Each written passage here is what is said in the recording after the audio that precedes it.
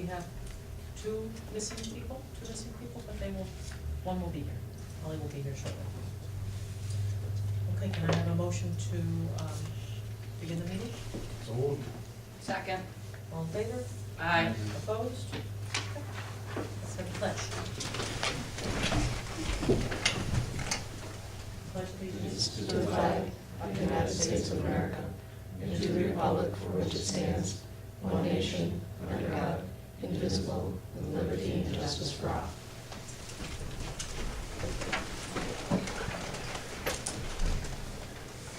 Can I have a motion to approve the agenda? So moved. A second? Second. All in favor? Aye. Opposed?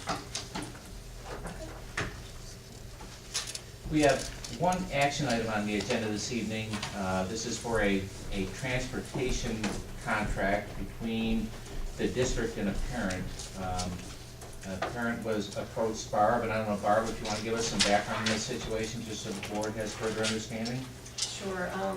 The family moved into the district, I'm not sure if it was the end of November or the beginning of December, and they have a kindergartner who's already attending St. Vincent de Paul School.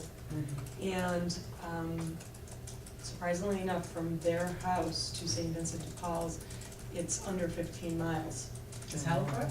It's Okay. 14.07. It's gotta be under 16. So it's 15. You It's guys under know about 15. Under that? 15. Yeah. If the school's under 16 miles, we have to transport them. So we have no bus going there. I spoke with the transportation companies to try to work out something. Nothing really worked. Hamburg school car would send a bus for $170 a day. So we thought, really didn't want to do that, although by law we're required to provide transportation for this child. I spoke with mom, and they were willing to enter into a contract, and they will be reimbursed $28.14 a day. Yep, $28.14 a day. It's round trip times 50 cents a mile, 85 days left in the calendar year. If the kid goes every day, it'll cost us $2,391.90, which is aidable. So I thought it was in our best interest to enter into a contract with the family to provide transportation for the balance of the school year. With the contract, is there anything with insurance, anything with liabilities? Is it all on her, not on us? You probably check that out, so. Well, just like anytime we transport children on a bus or otherwise, it's still, the primary insurance is that of the parent or the custodian of the child. It's not on our general liability insurance, so it really would be no different if they were on a bus. So, I know that sounds really out there, but the insurance, the way the insurance works for the transportation of students on a school bus or other school-owned vehicle is, it's very strange. So the liability is really no different at all being with a personal vehicle. Did we drive the route from their house to St. Vincent de Paul to make sure it really is under 15 miles? No, we MapQuest. Yeah. It's the same every time you have to Yeah. MapQuest it. That's what we did with Same way. the Nichols, where Yeah. it wasn't per MapQuest. It's from the farthest student, or closest student, Right. you would base it on. And then we had the parents come up, it was like, whatever it was a few miles difference. So if there's one area in our district, like for Nichols, if the person lives there, it's within the range, then everybody gets to go. But, and it was. Is this and our it only was student that 16. goes to St. Vincent de Paul? Yeah. Can I ask what's a particular reason? Is there a particular reason that you would go to that specific school? Is that by selection of Yeah, the they had family? already been going to that school before they moved, and she didn't want to move her kindergartner during the year, so they're looking at bringing him into the district next year. Which is for first grade. past practice, I believe, for this. They've always done that, If a kid is in a school district, is in a school that's within within reach? the thing like that, not if they're in Cheektowaga, they move here, it's different, I think. Well, but they have the right to, if he's within the mileage limit, they have the Yeah, right they have to the right, we are transport. So it's- obligated. we We're don't- we don't obligated have by that. law, plain Yeah. and simple. Oh, yeah. I didn't know whether this Yeah. was a for a So special needs we have reason no or No, just no, a this is family just a decision. regular ed kid. And it so- sounds like Where you is- did the where best is you this could school? financially to work this out, so this is good. Clearly the best deal. we could Clearly ever the hope best for. deal, That was good. so we're obligated by law, so Where is we have no St. choice. Vincent de Paul? Where, is this on Main Street? Let's see. Oh, you know, I don't know if I have everything with me. Hope I do.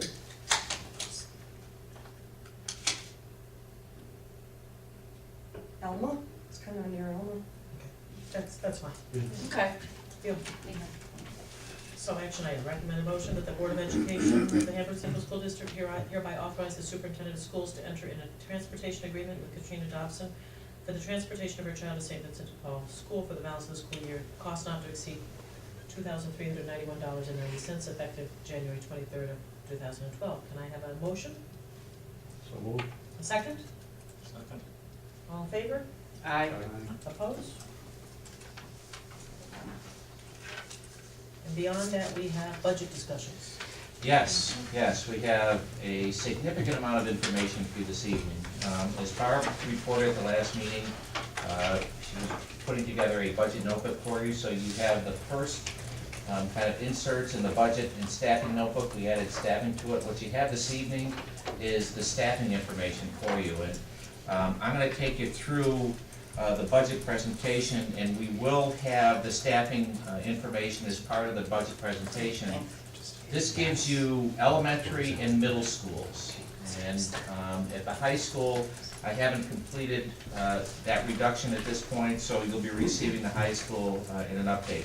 As we move along with this, what we'll do is provide you with a divider and any of the information for you, so you'll be able to insert that into your notebook as we go along the process. So this is yours to take with you, and we'll just, add to it as we go through the process. And we'll make sure things are three-hole punched for you, and it'll make it easy for you to keep it up to date. Luxuries in life. And we will check it once a month to make sure that you are keeping it Yeah, up don't to date. forward The little holes in life. Can I just ask one question on that last Sure. action item? I'm sorry. I was just, because I'm going back to thinking when I had to arrange the transportation for my high schoolers. Isn't there a district policy, or can't we maybe talk about at some meeting? There's a time frame, I believe. You need to request alternate site transportation. If you read on the district website, that, and it clearly stated with the star that if you do not put your transportation, you may not be eligible. Now, and I don't know, I'm not sure, if that's allowed, if that's, and I understand the action item is done, but maybe for the future, so we don't run into this, so other people don't see, oh, well, they did it for this one, and I really like, Holy Cross and East Aurora or whatever, so, and I'm gonna get paid to drive my children there, and, But you is know. it- Is this that they were already going there? Is this maybe like a weird circumstance? The kid's already going there. They moved into Hamburg. Yeah, they're new to the no, district. I understand that, but there is a district Yeah. policy that you have to apply for alternate site, and I'm pretty sure, Is there a April specific deadline as of if you come in halfway through the year, is there a different deadline? No, this is, I understand this is a special Right. circumstance, Right. but we need to do something so this doesn't happen, Mhm. so we're not paying $2,000 next year for the same, or another year, or other people, or, Okay.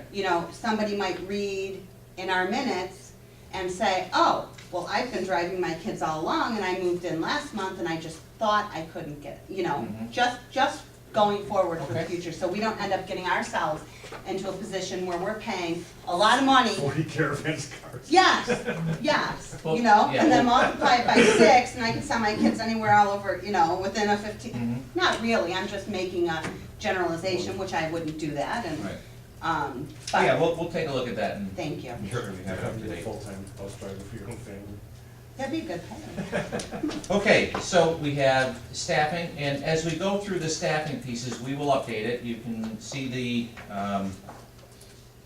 information that you have here. It's dated January 24th, so it's current. Anytime we give you some new information, we'll have a different date on it, so that will allow you the ability to change those pieces out. As we go through the presentation, you can follow and we can look behind us. Oop, what's that? Would you like me to approach the bench there? Mr. Chairman? I would, I just like Could you see under to get the current- weather bug off. Did you see under current conditions? You see what it It's says? 39. Cloudy? No, Frontier Central High School. Oh, man. We used to have one. We do have one at our high school. Mine always refers to Frontier School. I can never get Hamburg on mine. Middle school. I am closing the Yeah, bug so middle. we don't get a virus, okay? Oh, he's so. Okay, you've seen this slide before, but as we continue to work through the budget, this year is presenting significant challenges for us. Number one, just because of the way expenses are increasing. You know, regardless of what you look at, whether it's salaries, whether it's fringe benefits, all of those costs are going up significantly based on items that we can't control. Retirement we don't control.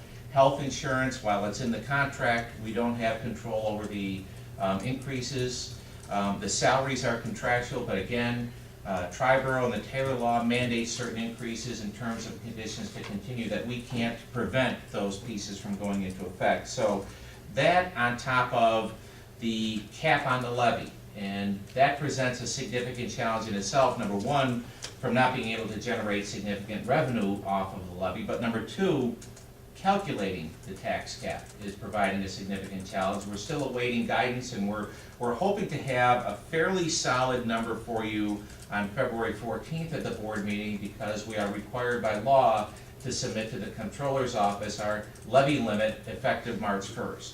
So that's the last date we can submit that. So Barb is working very diligently in terms of making sure she's up to date with everything we have, and is going to be able to provide you with what we believe will be the information submitted to the state. But if we have some last minute changes due to further guidance, then we'll submit that to you as well. I always like to provide a little profile of the district when we're looking at moving through the budget. So here's what you have in terms of enrollment, in terms of employees, the number of schools that we have. You know, keep in mind that while these are our operated schools, and Barb will get to it in her transportation presentation, we are involved with many schools throughout Western New York, private, the non-public schools, we're involved with BOCES, so there is a significant amount of educational programs that we get involved with throughout the district.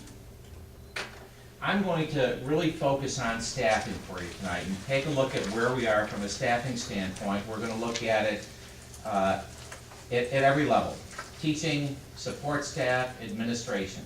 And we'll give you the breakdown in terms of where we are at this particular point in time, with recommendations coming to the board in terms of reductions. They're not final, but they are going to be significant.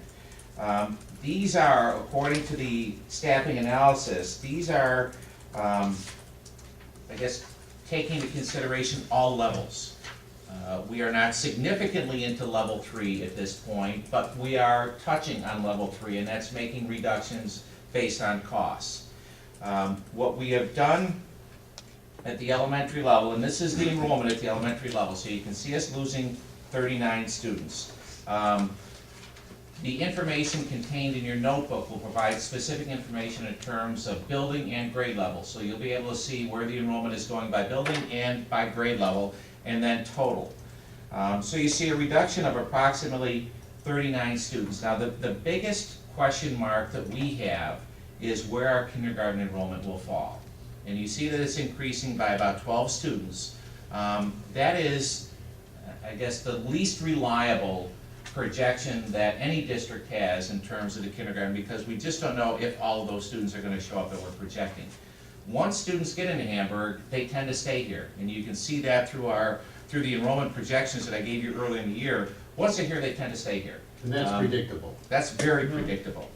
And the method that I'm using here, the cohort survival method in terms of projections, is predictable. We should be pretty close with kindergarten, but you're going to see a couple of situations where we're going to hold on our numbers and wait till we see the kids before we make sure we have the staffing guidelines in place.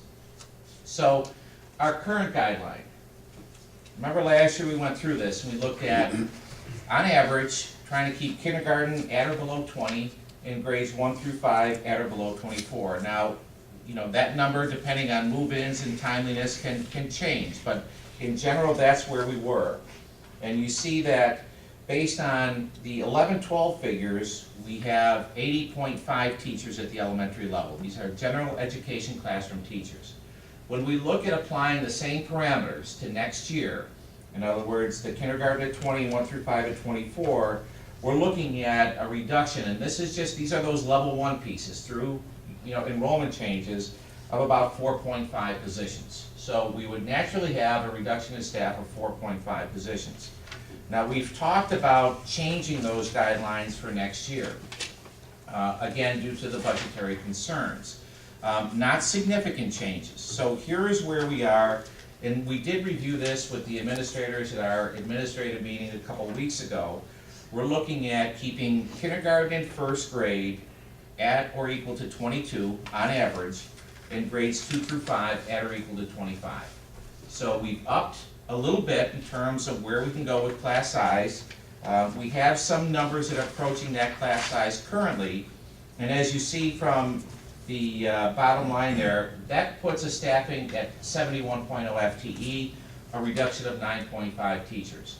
Now, if you look through, and I'll take you to Armour first, so if you just go 3 pages in, and we're going to be at Armour.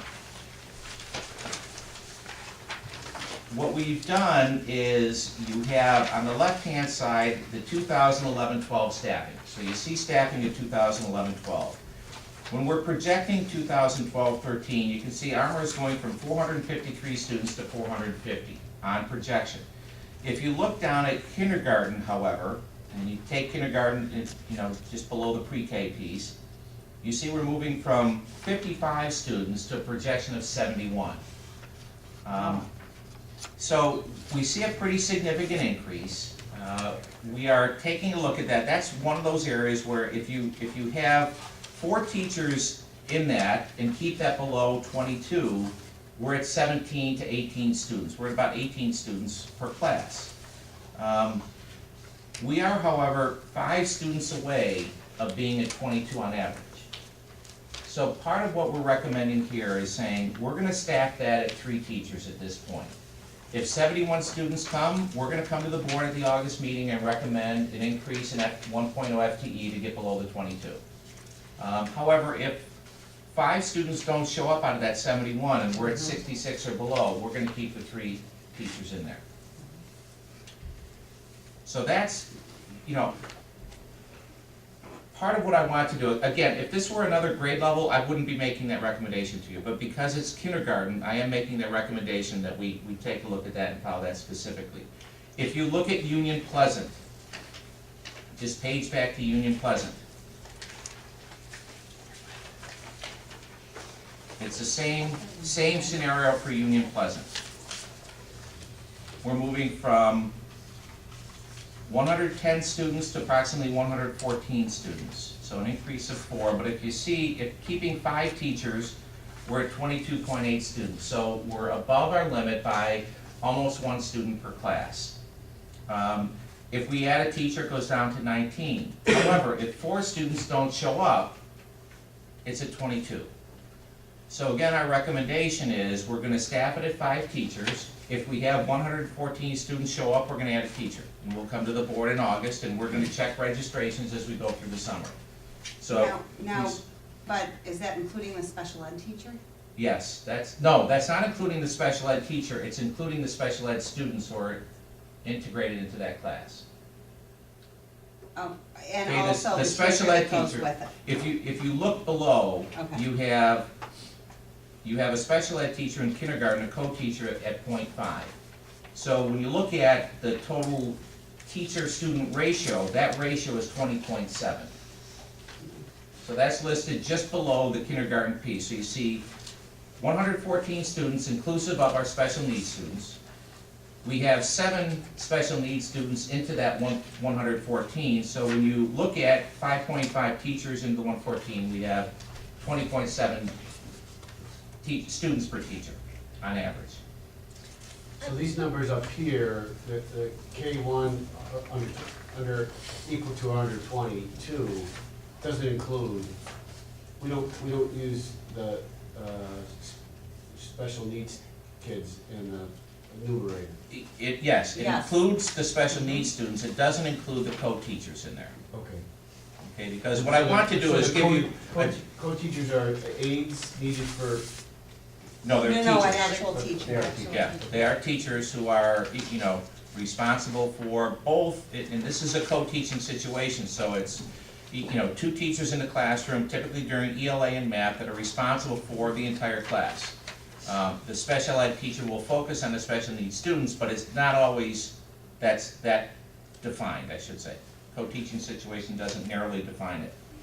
And we've done that throughout. Part of what I wanted to do is let you see the entire class as it stands on average with the number of students in it. Okay, because it is including our special needs students. I'm interested in this classified / IEP at Armour. It says for 11-12, we have 69 and 5, and then 12-13, 36 and 5. That's because you know each and every one of these kids, Colleen, and that many more are moving up or something? Or are we losing special needs kids or what? Not having the direct numbers in front of me, but there is a population that's moving on to the middle school from 5th grade from Armour.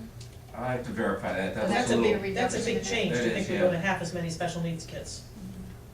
I'll verify that. Yeah, That's one number I didn't Yeah. pay attention to. We were focused in on a lot of the other stuff. I didn't see that total number, so we'll check that. If we make changes, we'll get those changes to you. And, and my, the Because quite teachers honestly, would it's probably possible- kill me for saying this, but at Union Pleasant with my kindergartners in class of 23, it really has worked out well, the way the principal has Mhm. managed the building and utilized staff and utilized the art teacher to come in and do and really, they're getting a great education even with 23, and I know at the beginning of the year I was yelling and, and people were yelling at me at open house, but when it's a matter of 1 or 2 students, a whole teacher, Mm-hmm. I think the part of too, with kindergarten, in my daughter's class, there was, I forget how many's in there, 17 or 18. To get 5 more kids in there to sit at the table, they're squished now with the centers and everything else. They're gonna have to reconfigure these rooms, I think it's part of it too, reconfigure. Mm-hmm. no, mine have 23. I'd say, they're like ours isn't, but to put 5 kids in Charlotte Avenue, you're gonna take something out, I think, and add a table. It's gonna be, It's very they're crowded, gonna have to. very crowded. Yeah, it's tight. Yeah. It's tight. I think we need to do some overall thing, because it's every class is going up. And we'll Steve, there's another one, is Boston Valley is bizarre. Yeah, I'll 40 to check, 17. I'll check all those numbers. I apologize for that, but we'll verify that and make sure you have the correct information there. Okay, so that's our elementary school, and when you have the chance, take some time and go through and look at just the averages, and you can see where the reductions are, but about 9.5 FTE coming out of elementary. What does BEDS stand for? Basic Educational Data System, we're required to report to the state close to the beginning, end of September, beginning of October of each year, so these numbers are what you'll see coming out from the state in terms of our enrollment. So we try to be consistent. Part of what we will look at as we get closer to the end of the year is looking at what the actual enrollment is in the district, and we can see if we're having a lot of students move in, a lot of students move out, at what grade level that is, and we can see where we change. But again, typically we're fairly stable. As we move to the middle school, and you do have the middle school at the very back of your binder, what we're looking at is doing something a little different. First, on this side, you see the enrollment. What we do have at the middle school is a large grade 6 moving in. So that's going to be a little bit difficult as we see ourselves moving through, particularly when we're making changes to teams at grade 7 and 8. So you have the enrollment. The next page is where we are currently and where we're projecting to be.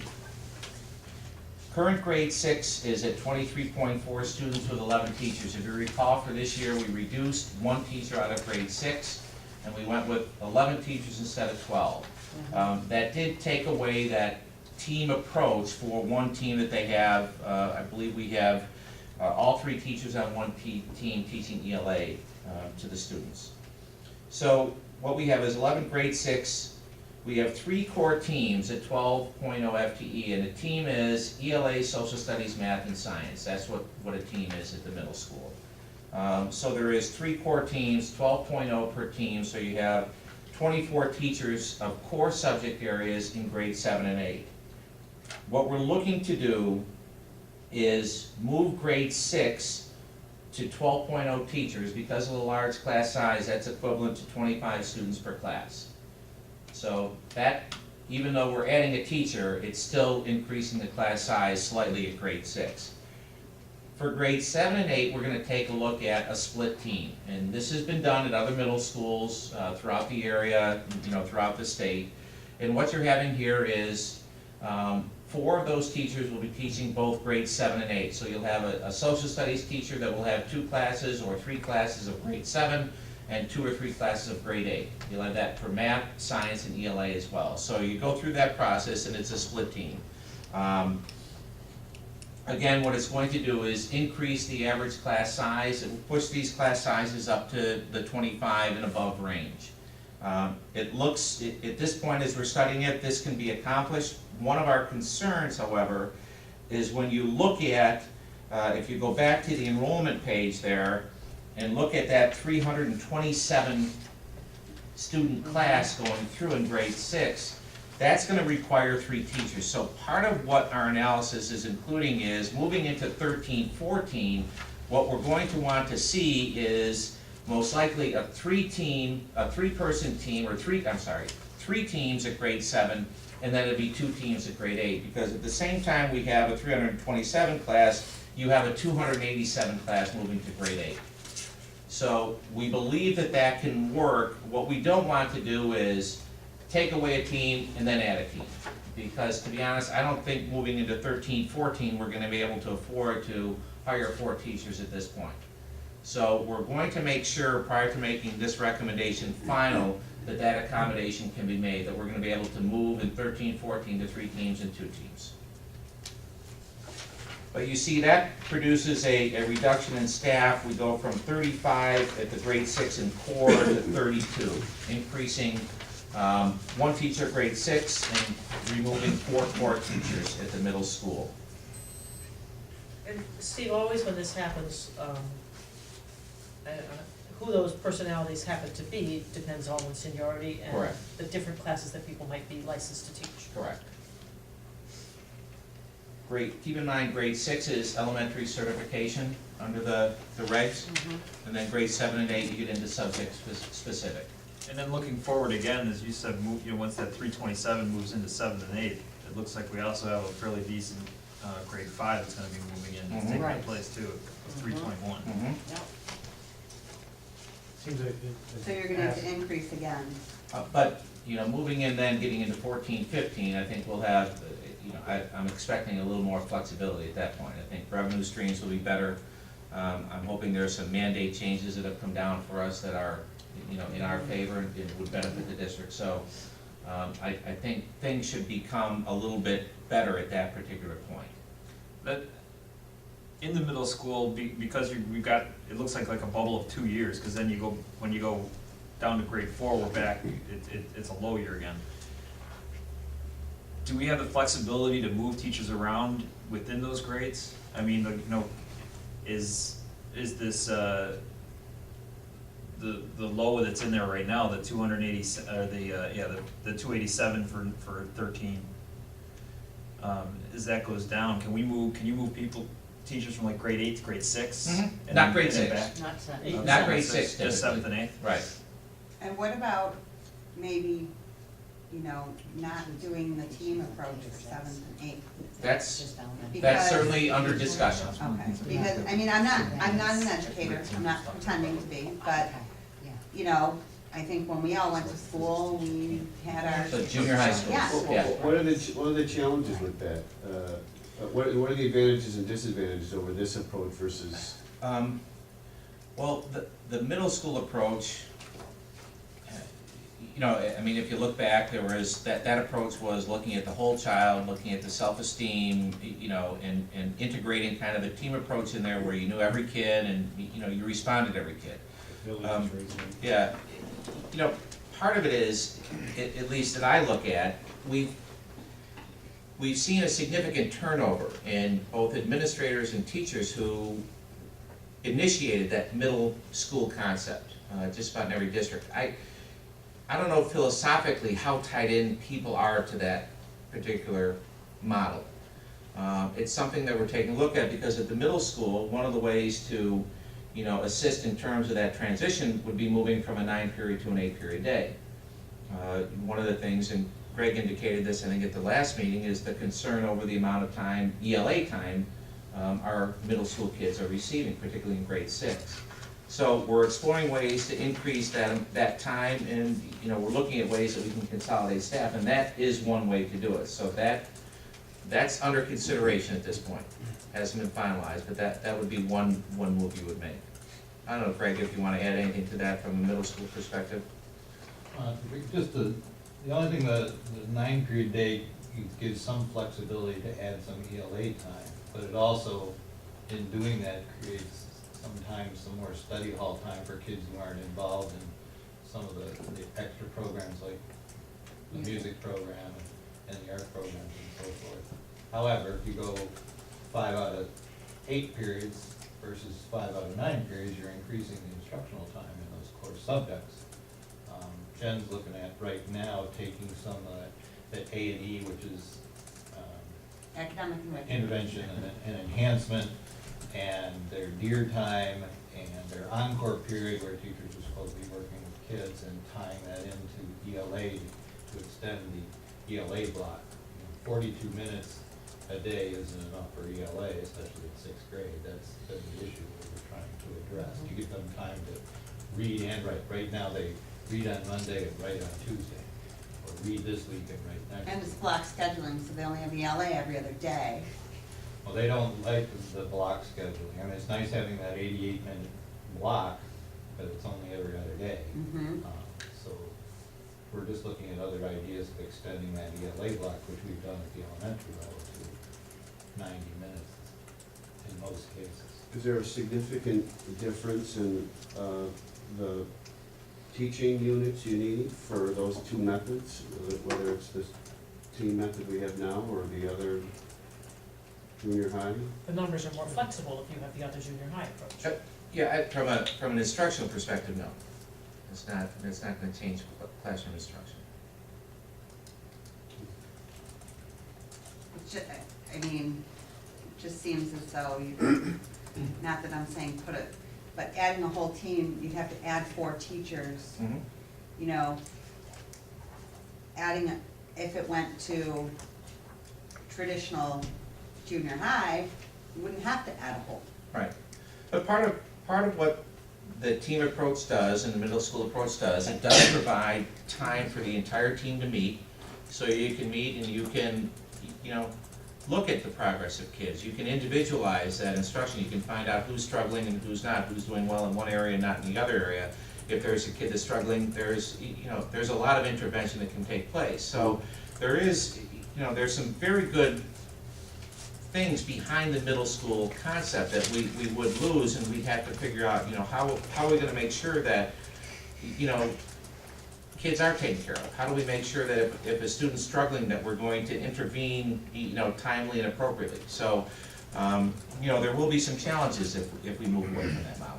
My son today, one teacher called on behalf of all the teachers and said, it's not just her class, it's dipping in all the classes, and there's something going on, and, And then they all call you in for a meeting. Yeah, so instead of maybe 5 teachers calling me in, it was one that called my wife, and we didn't know it was as bad as it was, but we're working on it. But I mean, it was nice that she talked to all the other staff. We got one phone call instead of 3, and not realizing 2 more were the same way. I think they also need to distribute their homework differently when they have teams, because they all know who's getting more homework on this day and who's getting more homework on that day. And the tests get distributed out a little bit better, so a lot all of your those things subjects are are short available for help on your academic enrichment or on whatever you need. You can go, they're all available at that time.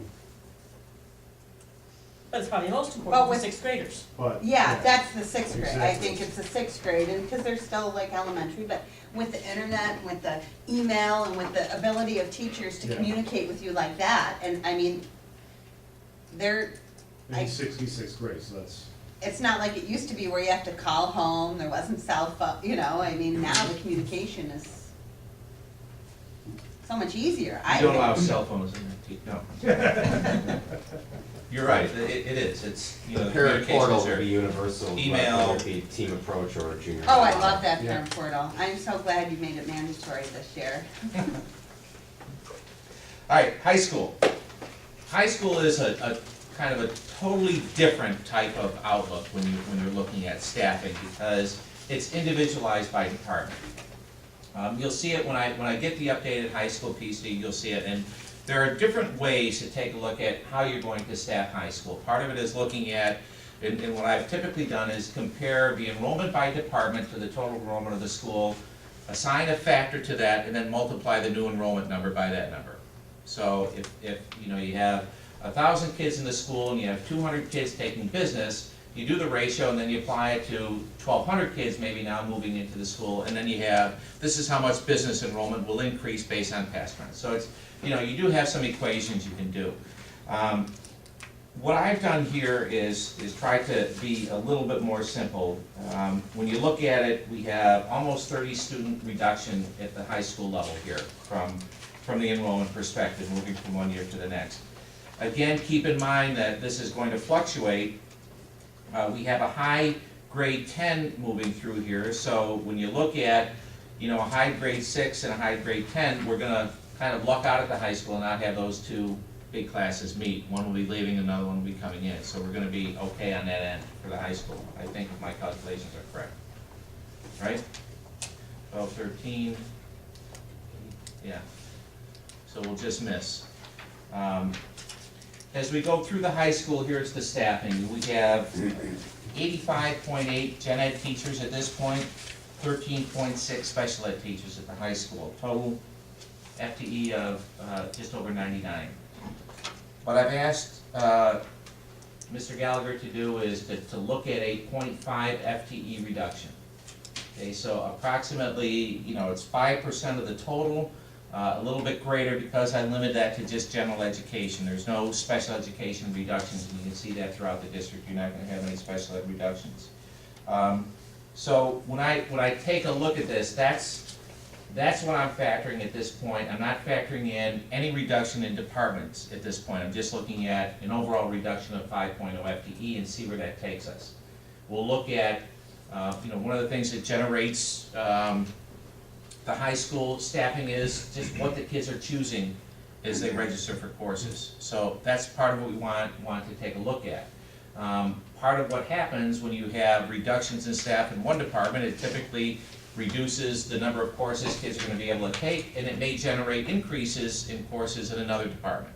So part of what we're doing is looking through where those increases were generated last year and what type of adjustments have to be made, where we can perhaps reduce staff. And I don't believe you're just going to see a 1.0 here, a 1.0 there.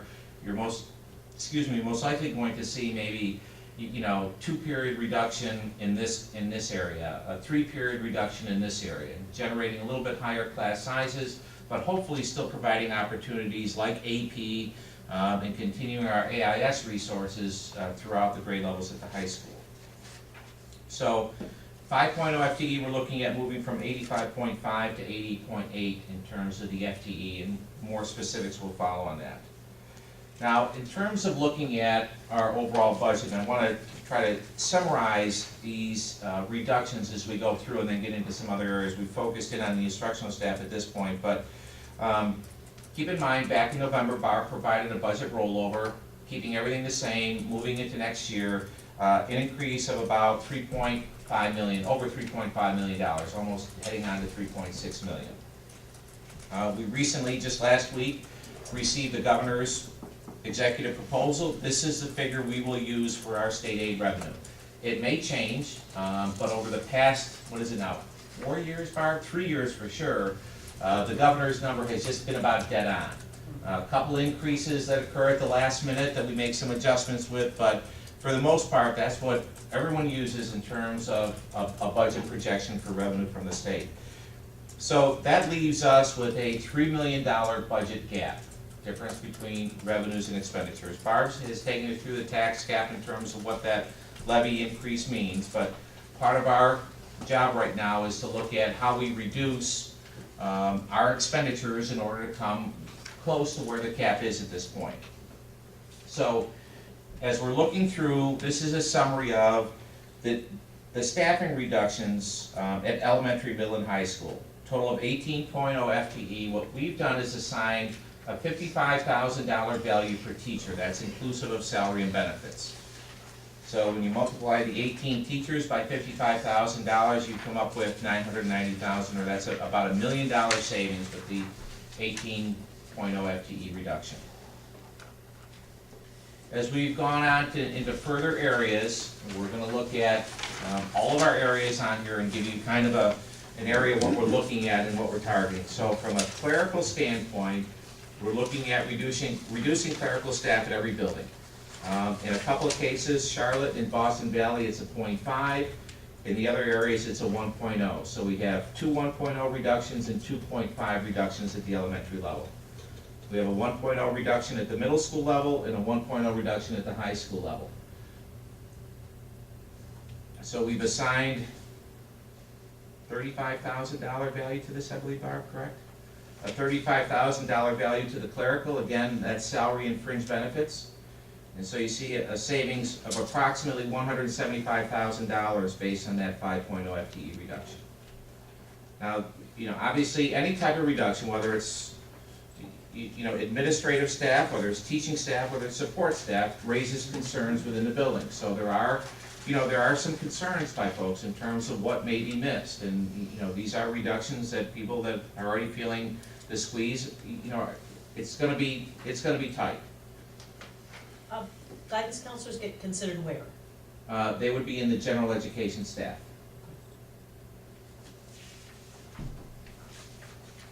When we look at the teacher aide positions, and again, this is based on what we have with our mainly special needs students. That's where the majority of our teacher aides are at this particular time. Colleen has worked through these numbers.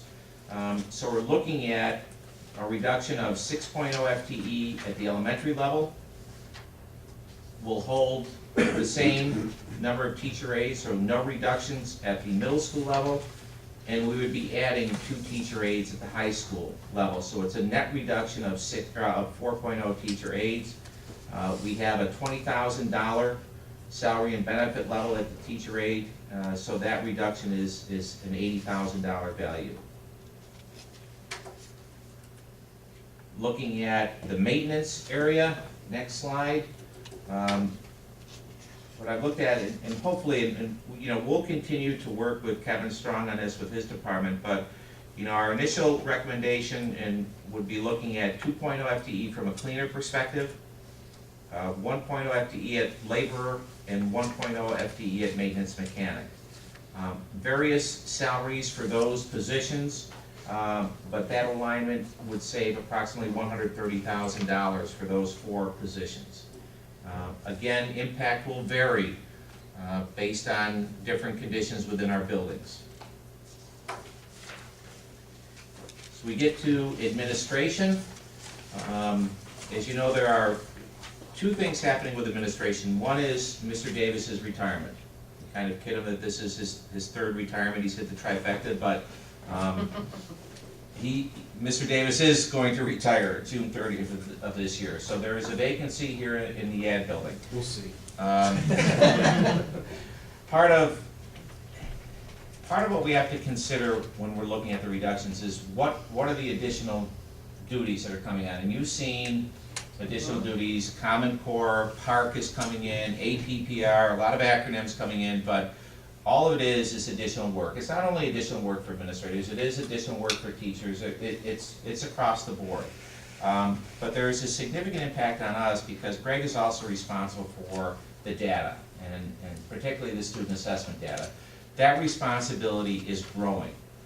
It's growing from the standpoint of better analysis of the state assessments, but also now the establishment, the administration, and then the analysis of local assessments. And the local assessments are important from 2 perspectives. One, to give us an idea of where kids are currently with their learning. The other piece is it's now 20% of the APPR, so it's 20% of a teacher's evaluation, annual evaluation. So it's important that we have that part complete. The Common Core has to be implemented. We have new student learning objectives going into effect for the 2013 school year. So we, in our opinion, cannot eliminate that position. However, we can take steps to reduce the salary, and part of what we'll be looking at is reducing that from an assistant superintendent position to a director position. That would correspond with a direct, reduction in salary as well. So, you know, we're looking at a savings in there, you know, somewhere between the $40,000 to $50,000 range in savings. And also with the position too, Greg also writes a lot of the grants, and you took over willingly Mary Ellen's position too. So I mean, that's a lot more added to that too, when we lost It's like you're not gonna retire Mary after Ellen all. too. No, and So that was a large salary Right. that saved us, Yep. that he also took that additional responsibility. Correct. And we're very thankful for that.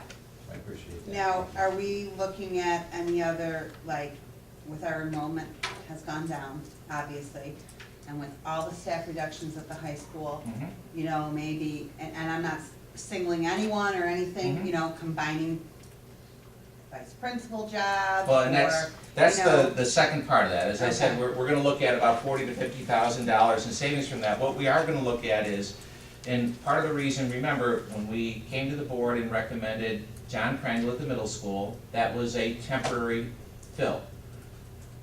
Because we asked for an interim assistant principal, and the board approved that.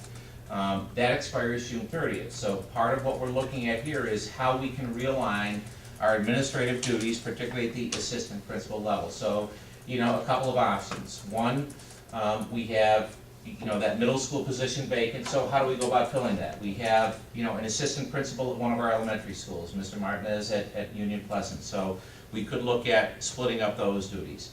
At this point, we have 3 administrators below Mike Gallagher at the high school. We have 2 assistants, but we also have an athletic director at the high school. So that's administratively certified and able to do those duties as well. So part of what we're looking at is whether or not we can perhaps incorporate some of Greg Whitman's duties at the high school and then look at moving some of the other duties elsewhere to perhaps the middle school or to Union Pleasant combination. So we're looking through a couple of different scenarios. We think we're conservative in saying about a $50,000 savings there.